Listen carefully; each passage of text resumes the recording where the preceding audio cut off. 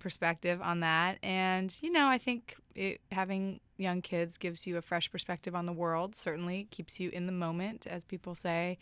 And I have found that to be true. This last record is 12 new songs, and they're all story songs in one way or another. Most of them, from the perspective of someone else, other characters who I've met. Is that an unusual way for you to write? Not really. I think most of my songs end up being story songs or character songs, but this one has a couple of songs sort of about people that I don't know but who made an impression on me. For example, there's one about the visual artist Keith Haring, who is no longer living, but in his lifetime produced large amounts of visual art on paper and canvas and subway walls and the Berlin Wall and the side of a church in Rome. And I don't know, just learning more about him and his process. Well, you're giving it a big intro. Is that what you want to start with? Sure, I can play that song. Got my guitar. This is Hey Keith Haring. It's what? It's called Hey Keith Haring. Okay. Yeah. Hey Keith Haring, we followed you following men back into caves. Back in the day when the Xerox machine and the Polaroid were raging. You made the chalk talk to the black. You gave graffiti love and graffiti love back. Drew the tension into lines that still vibrate. 'Cause there was something on your inside that you could not articulate.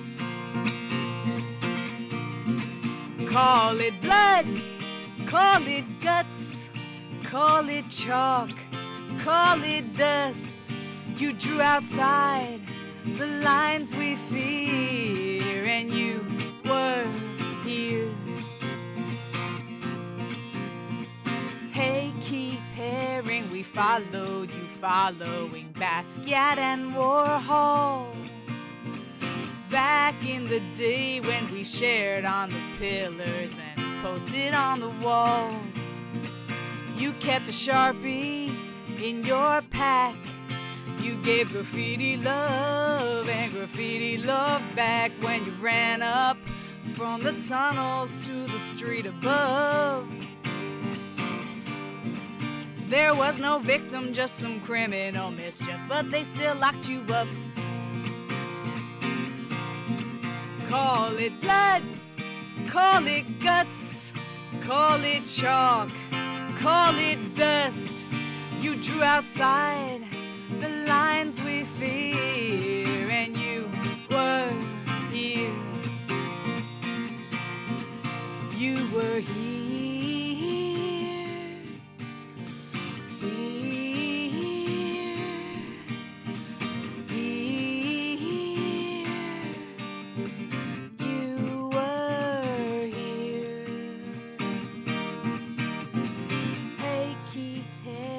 Followed you following art back into crowds. Back in the day when the gallery stayed far away from lines that loud. You got a pop shop, you got swag.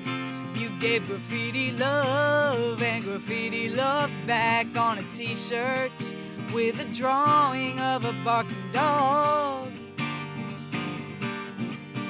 And a baby who was dancing on her way to learning how to crawl. Call it blood, call it guts, call it chalk, call it dust. You drew outside the lines we fear, and you were. Call it blood, call it guts, call it chalk, call it dust. You drew outside the lines we fear, and you were here. You were here.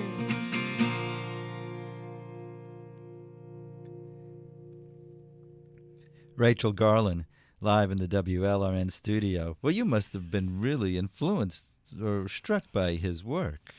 Yeah, I would say so. I was in high school when he was producing a lot of his works, and that was a time when, at least in San Francisco and in other parts of the country and world, we were facing the AIDS crisis. And so the first time I noticed his artwork was when I saw people wearing T-shirts kind of in the protest strand. And we as high school students were directly impacted by the loss of some of our teachers who had HIV and then AIDS. And so it was kind of an awakening of the activist part of me, in realizing that, there was a movement to draw attention to the crisis. And so now I think that I'm teaching middle school students and students who are having their own political awakenings.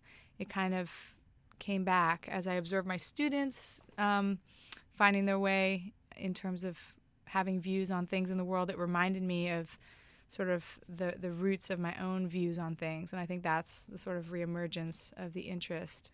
But yeah, I mean, songs are funny. They strike you at odd moments, and you don't expect to be writing a song about Keith Haring, and then you have just done that. So You said he spent time in jail. Was that for graffiti? yeah, yeah, not a long period of time, but he would,